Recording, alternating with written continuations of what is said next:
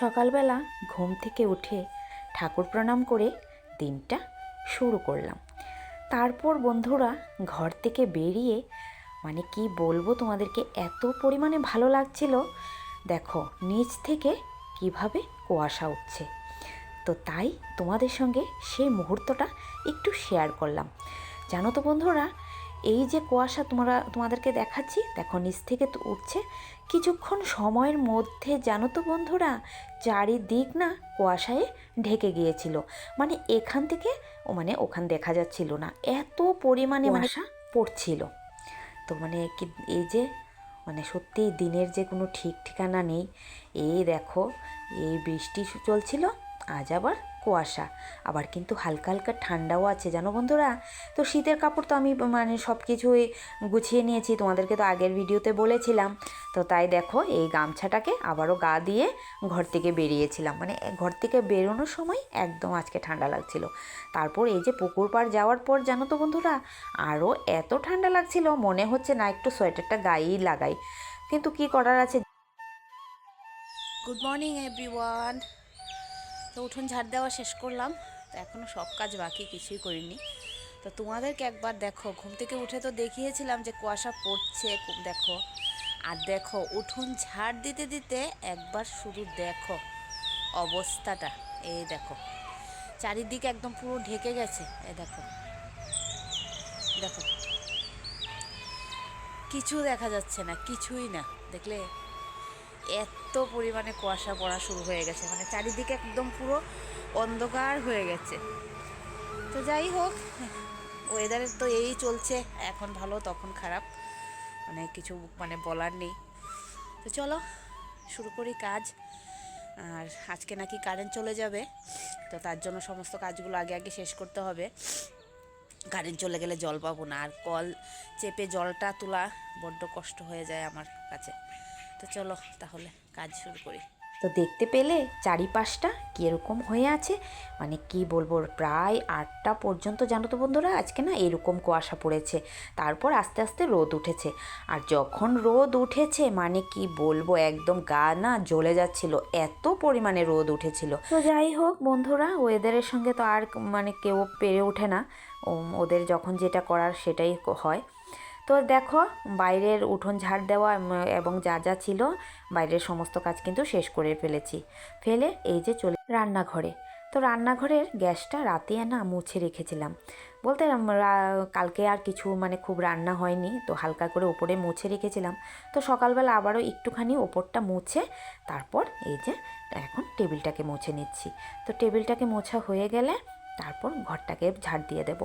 তো সাধারণত এই আমার রান্নাঘরটা না এতটা ছোট, তো ক্যামেরা না আমি খুব ভালো করে সেট করতে পারি না, তার জন্য রান্নাঘরের ভিডিও খুব বেশি তোমাদের সঙ্গে শেয়ার করতে পারি না।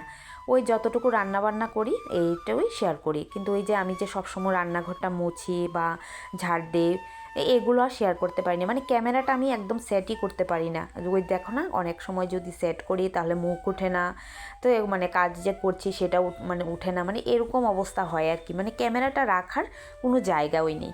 তো তার জন্য না সবসময় খুব বেশি তোমাদের সঙ্গে রান্নাঘরের ভিডিওটা আমার শেয়ার করা হয় না।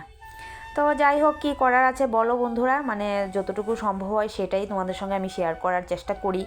তারপরে এই যে চলে এসেছি কলপাড়, আর কি বলো তো, এই যে স্ট্রাফটা না শেষ হয়ে গেছিলো, তো তাই এখন ঘর থেকে স্ট্রাফের প্যাকেটটা এনে এই যে বয়ামটার মধ্যে ভরে নিচ্ছি। তো যদিও আমার স্রাফ বা সাবান সব কিছু কলপাড়ই থাকে, আমি কিন্তু কিছুই ঘরে নিই না, এটা এখানে থাকে। তো যেহেতু শেষ হয়ে গেছে আর তাই এখন ঢেলে নিচ্ছি। আবার অনেকে তো একটু আলাদা করেও রাখে, তো আমি কিন্তু সেটাও করি না, আলাদা করেও কিছু রাখি না, সবটাই এটার মধ্যেই ঢেলে নেই, এখান থেকেই কাজ করতে থাকি। তো এখন থেকে ভাবছি জানো তো একটু আলাদা জায়গা করব, এখানে একটা ছোট্ট পাত্রের মধ্যে স্রাফটা রাখবো, আর একটা বড় পাত্রে যেটা সবটা স্রাফ সেটা ঘরে নিয়ে রাখবো, এরকম এখন ভাবছি আর কি। তারপর দেখো আজকে যেহেতু একটু ঠান্ডা ঠান্ডা, তাই কাপড়গুলোতে না একটু গরম জল দিয়েছি, তাই প্রথমেই ঘুম থেকে উঠে অন্য কাজগুলো সেরে একটু গরম জল বসিয়ে দিয়েছিলাম। তো এই যে গরম জলের মধ্যে এই নাইটিগুলো এখন ভিজিয়ে দিয়েছি। নাইটিগুলো ময়লা না, প্রত্যেক দিনই তো ধোয়া হয়, আমি তো প্রত্যেক দিন কাপড় ধুই, তোমরা জানো বা দেখো, আমি তোমাদেরকে আর কি বলবো। তো আজও মানে ওই যে কাপড়গুলো একটু গরম জলটা দিয়েছি, যেহেতু একটু ঠান্ডা ঠান্ডা লাগছে।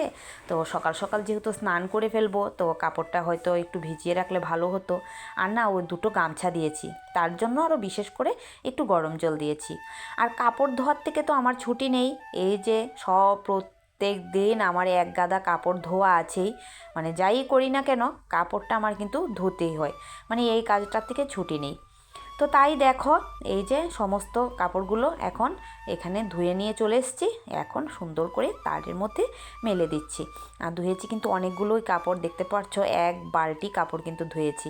তো এই যে কাল যে স্কুলের মধ্যে শাড়িটা পরে গিয়েছিলাম, তো শাড়িটাকেও ধুয়ে দিয়েছি। কি বলো তো, ওই যে স্কুলে গিয়ে মাটিতে বসেছি, বা অনেক সময় অনেক নোংরা টোংরা থাকে, বা থুতু ফেলে অনেক কিছুই থাকে, ঠিক না? তো শাড়িটা পরে যেহেতু বসেছি, তো তাই জানো তো শাড়িটাকেও একটু ধুয়ে দিয়েছি।